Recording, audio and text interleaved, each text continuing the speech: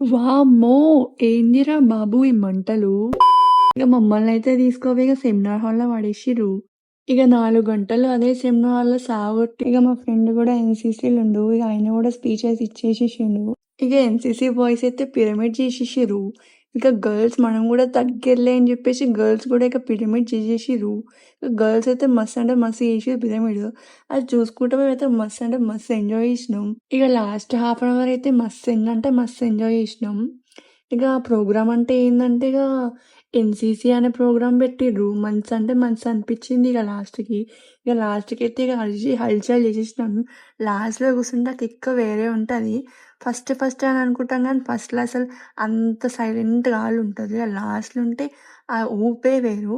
అసలు లాస్ట్‌లో అయితే ఒక చిల్ ఒక ర్యాంప్ లేపేసినాము. Last half an hour. మస్త్ అంటే మస్త్ అనిపించింది. అసలు మన బ్యాచ్‌కి అసలు సెమినార్ హాలే సరిపోలేదు.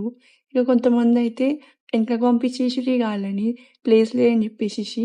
ఇగ ఎంతమందైతే సరిపోయారో అంతమందిని కూర్చోబెట్టి ఇగ లాస్ట్‌లో అయితే గుమ్ముండే మస్త్ అంటే మస్తు ఎంజాయ్ చేసినాం. ఇగ నా పక్కన కూర్చున్న ఆమెనేమో ఇగ సెమినార్ అయితుంటే ఈ రికార్డ్ రాసుకుంటా కూర్చుంది. నాకైతే మస్తు నవ్వొచ్చింది. దూరం నుంచి పెద్ద పెద్ద పొగలు కనిపిస్తుంటే దగ్గరకు పోయి చూసేసరికి ఏందిరా బాబు ఇంత పెద్ద మంటొస్తుందని చూస్తే ఏం లేదు జస్ట్ గడ్డి కాలబెడుతుర్రు అంతే.